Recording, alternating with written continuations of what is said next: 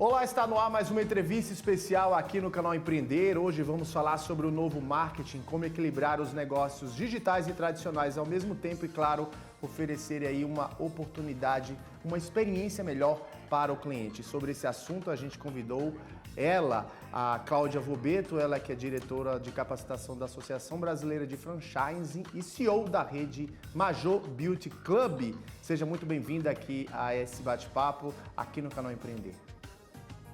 Obrigada, Bruno. Obrigada ao canal Empreender.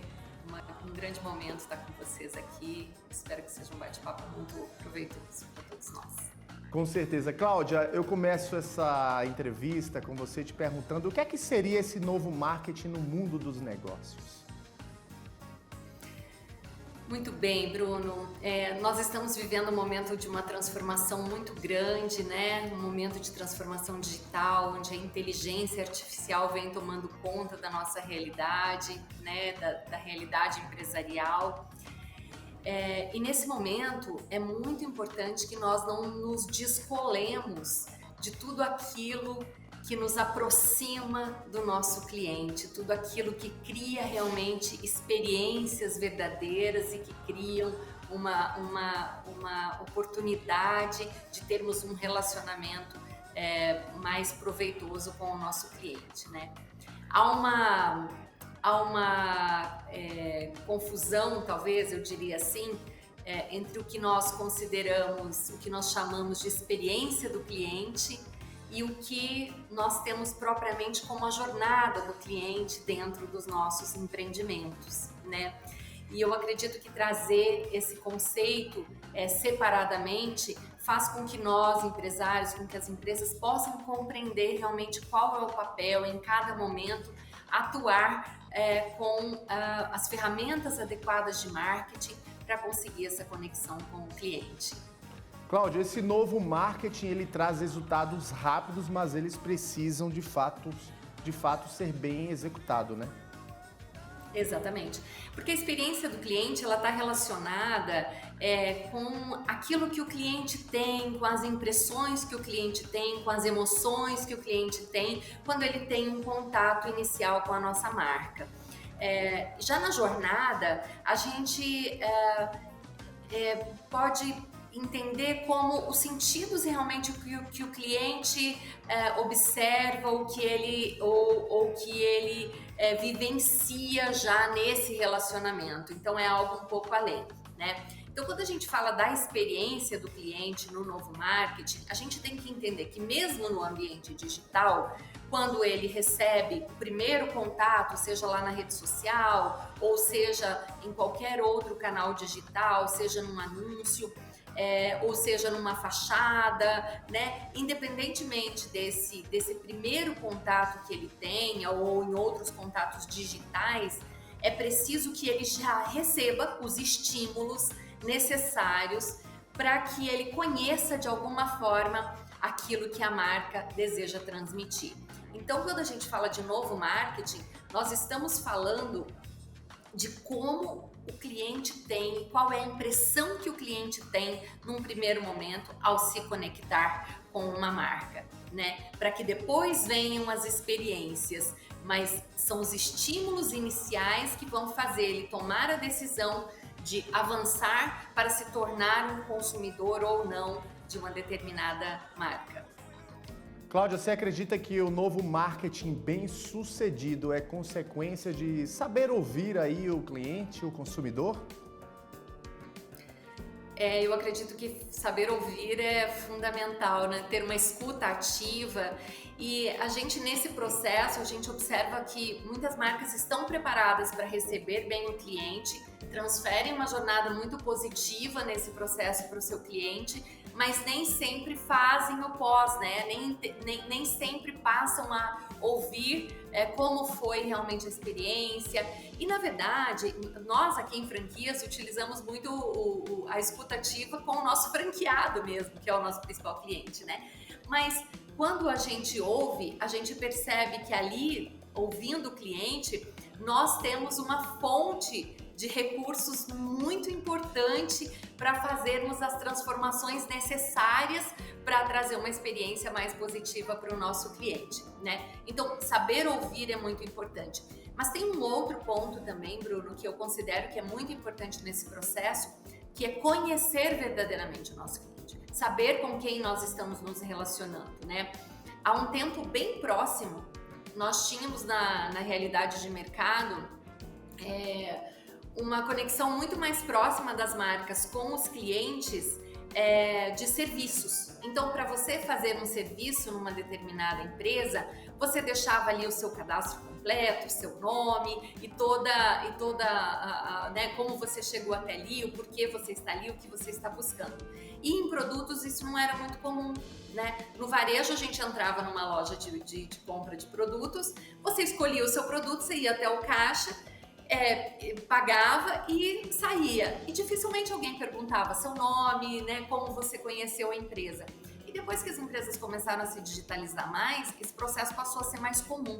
Então, conhecer o cliente, ter iniciativas para conhecer o cliente mais profundamente é uma fonte de recursos muito rica, né? Conhecer os dados, manter essa base de dados dos clientes muito ativa e também tentar personalizar, né? Hiperpersonalizar a experiência do cliente de acordo com o que ele vem buscando, de acordo com o que conecta mais ele com aquilo que você tem a oferecer, é uma fonte de recursos muito importante para as empresas hoje em dia.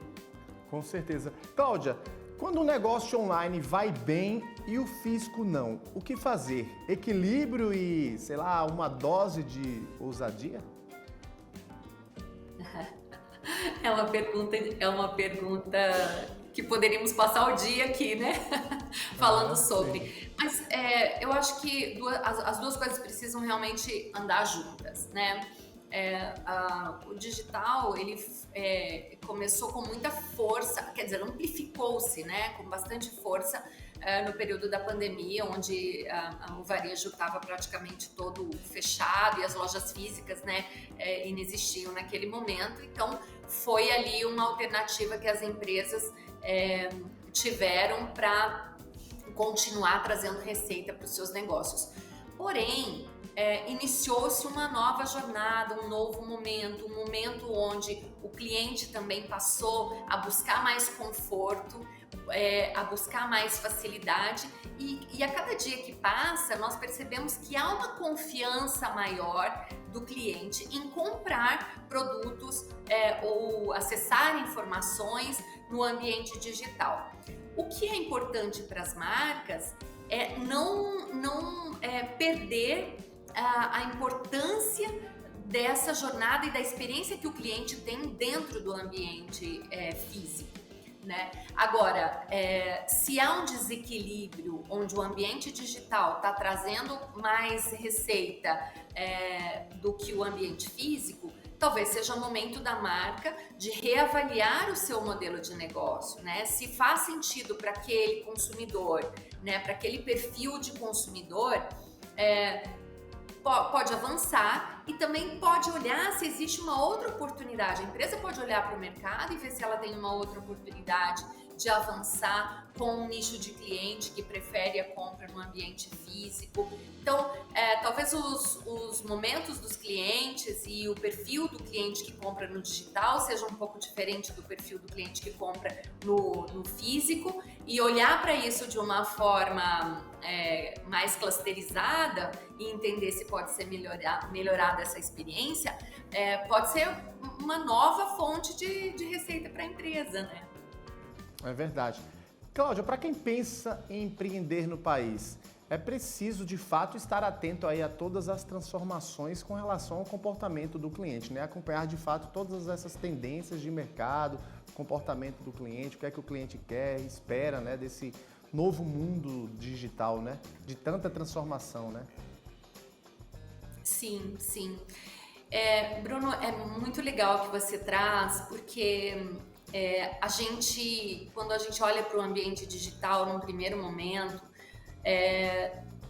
nos dá uma falsa impressão de que o ambiente digital é um ambiente muito frio, né? E que não necessariamente a marca ela precisa transmitir tudo aquilo que seria necessário para o processo de compra dentro do ponto de vendas, dentro da loja física.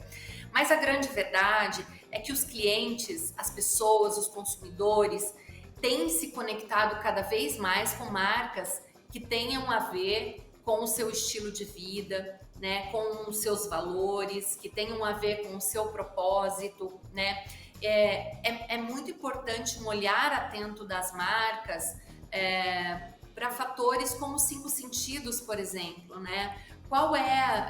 E quando a gente olha para os 5 sentidos, a gente tem um mar de oportunidades, né, para as marcas realmente criarem uma relação genuína com seus consumidores.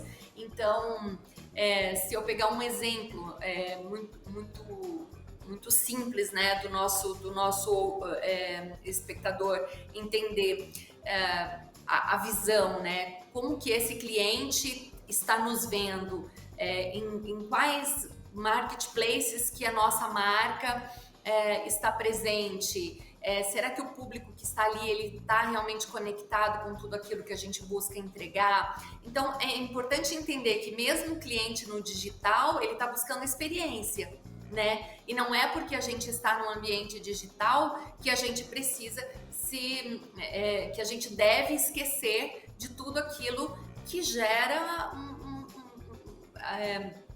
emoções e que gera uma conexão maior com esse consumidor, né? Olhar para esses 5 sentidos, na nossa visão, é fundamental para que as marcas estabeleçam ali momentos de conexão maior e levem esse consumidor a fazer escolhas pela sua proposta. É verdade, que faz toda a diferença. Cláudia, a gente vai só para um rápido intervalo e na volta a gente segue falando aqui sobre essa conexão aí entre consumidor e esse mercado tão inovador. Ok. E para você de casa, não saia daí, a gente volta daqui a pouquinho.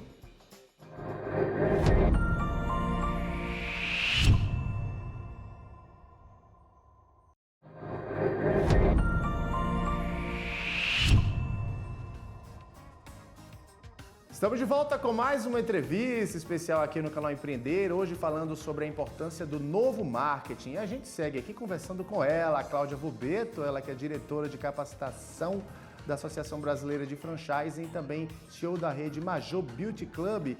Cláudia, você estava falando no bloco anterior justamente sobre os 5 ciclos, né, entre o empreendedor e o consumidor, né, a importância, né, dessa conexão entre eles, né, e que isso com certeza faz com que proporcione cada vez mais um ambiente de negócios mais inovador, digamos assim, né?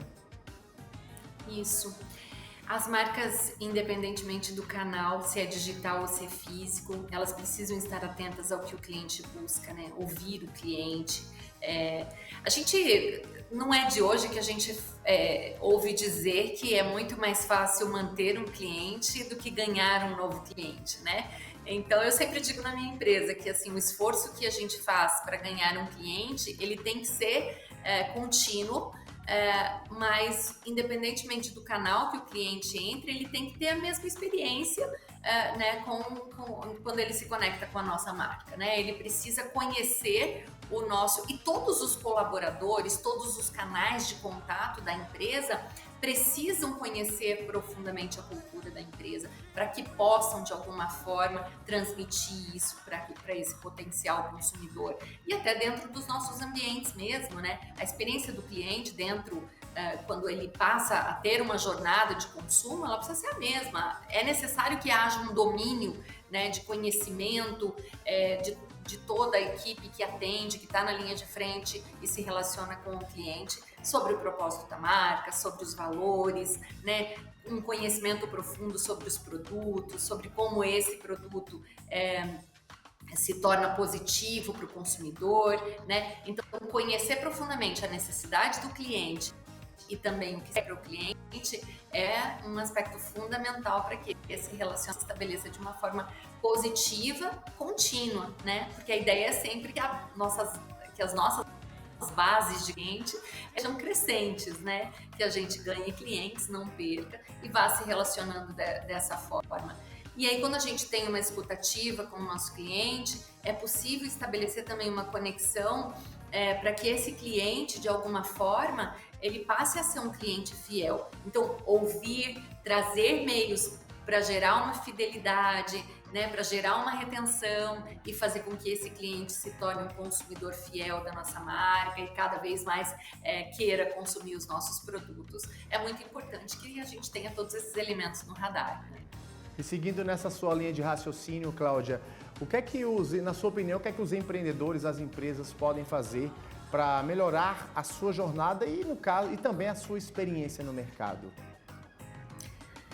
Bom, eu acho que dois pontos assim, na minha visão, são fundamentais, né? Até continuando o que a gente já começou a falar. Primeiro, conhecer profundamente esse consumidor, né? Eu acho que é fundamental a gente saber com quem a gente se relaciona, seja no ambiente digital ou seja no ambiente físico. A gente precisa conhecer o nosso consumidor, né? Saber faixa etária, saber público-alvo, quem é, né? Qual é o nível de potencial de consumo que esse cliente tem, saber como foi a experiência dele para chegar até nós, então entender por onde ele nos conheceu, quais são os principais canais, né, que fizeram com que ele chegasse até nós. Conhecer esse público é muito, muito importante.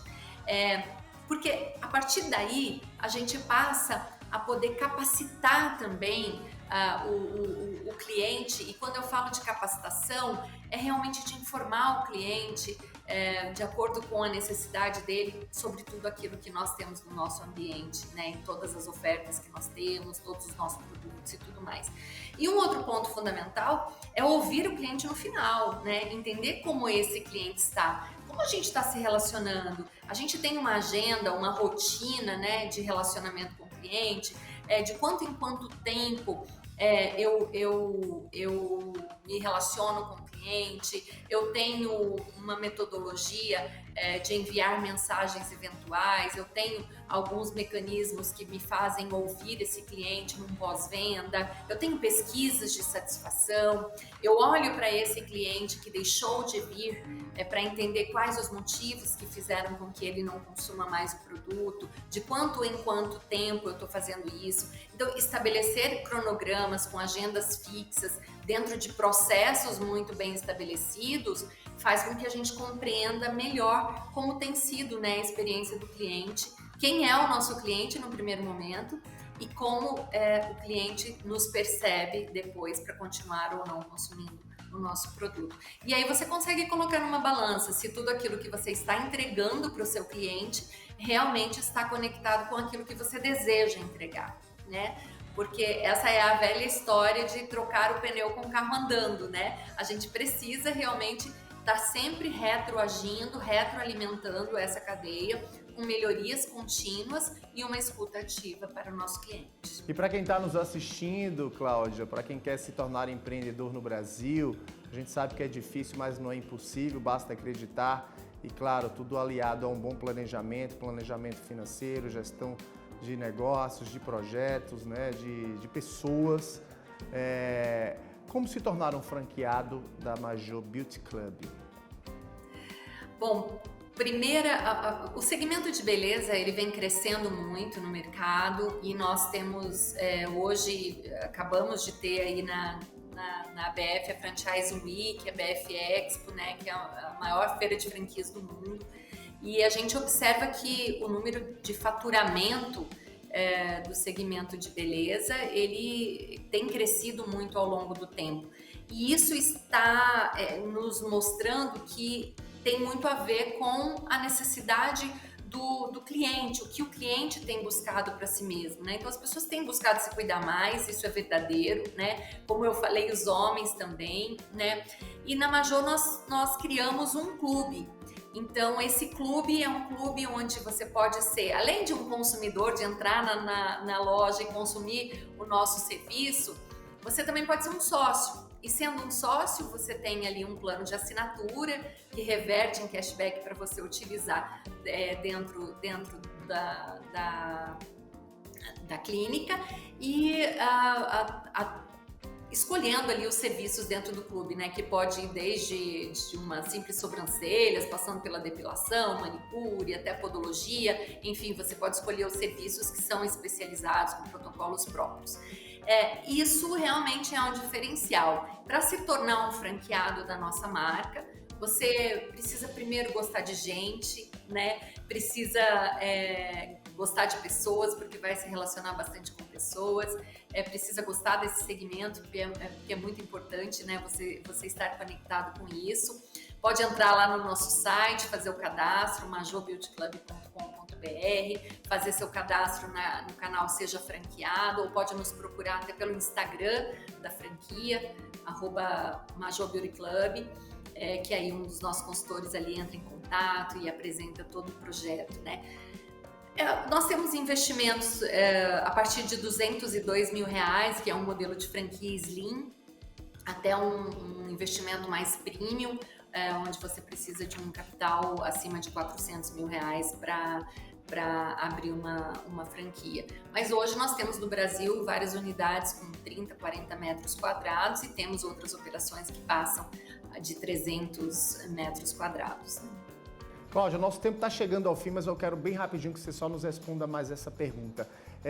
O setor de franquias ultrapassou um faturamento em 2022 de mais de 211 bilhões de reais. Toda essa pujança abre caminho, né, para novos investimentos aqui no Brasil, né? Não só no Brasil, mas lá fora também, né? Sim, sim. Nós tivemos um crescimento aí comparado com 2022 de 17,2%, e isso significa que o mercado vem se consolidando, o mercado de franquias vem se consolidando cada vez mais. Acredito que o nível de capacitação que os empreendedores tem buscado favorece muito esse crescimento, porque dentro do franchising é possível que alguém que queira abrir um negócio já saia na frente quando ele escolhe uma franquia, porque quando ele escolhe a franquia, ele já tem uma marca que normalmente já é consolidada, ele já tem um modelo de negócio, ele já tem processos, procedimentos, uma cadeia de fornecedores, né? Então ele já sai avançando, diferentemente de abrir uma operação própria, onde ele vai ter que criar uma marca, consolidar o negócio e passar por todos os riscos até que essa marca se consolide. Empreender em franquias não significa não ter risco, né? Todo negócio tem um risco e depende de vários fatores, como a economia e tudo mais. Mas, com certeza, escolher uma franquia favorece muito o fato de que você já tem muitos elementos e já tem um histórico de tudo aquilo que dá certo e não dá certo. Então, se você deseja realmente avançar empreendendo, olhe para o segmento de franquias, porque como você falou, Bruno, é um mercado com uma pujança muito grande e que tem alimentado assim, o mercado de um modo geral, porque olha, eu vou trazer um elemento aqui que é importante. Muitas pessoas às vezes olham para o segmento de franquia e pensam assim: poxa, mas por que eu vou abrir uma franquia, né? Eu sou uma pessoa criativa, eu entendo muito de números, eu tenho um bom relacionamento interpessoal, então para que eu vou pagar taxa de franquia e eventualmente pagar royalties? Bom, eu te respondo, porque quando você escolhe uma franquia, você faz uma boa economia, você faz um investimento num segmento especializado, em algo que alguém já construiu e que dá certo, e que você avança alguns pontos. E você tem sempre ali um parceiro do teu lado, construindo junto com você. E hoje no mercado, a gente encontra muitos multifranqueados, aqueles empreendedores que... Na nossa rede mesmo, na Major, nós temos empreendedores em Brasília, por exemplo, que tem 3 operações, está indo para a 4ª operação agora. São empresários que se especializam, né, naquela marca, naquele negócio, se especializam em gestão e muitas vezes eu conheço empreendedores no Brasil que são maiores do que muitas redes, empreendedores franqueados, né? Então não existe uma realidade de que o franqueado ele é maior ou menor que a marca, né? Ele é um empresário e todos têm que trabalhar pró-negócio, pró-franchising, né? Uma boa parceria quando o franqueado e o franqueador trabalham juntos em prol do crescimento da marca e de ambos os negócios. Perfeito. Cláudia Vobeto, diretora de capacitação da Associação Brasileira de Franchising e CEO da rede Major Beauty Club, quero aqui agradecer a sua participação conosco nessa entrevista, nesse bate-papo especial. Eu é que agradeço, Bruno, pela oportunidade. Estou sempre à disposição de vocês aí. É isso aí. E para você de casa, muito obrigado pela sua companhia, pela sua audiência e até a próxima entrevista especial aqui no Canal Empreender.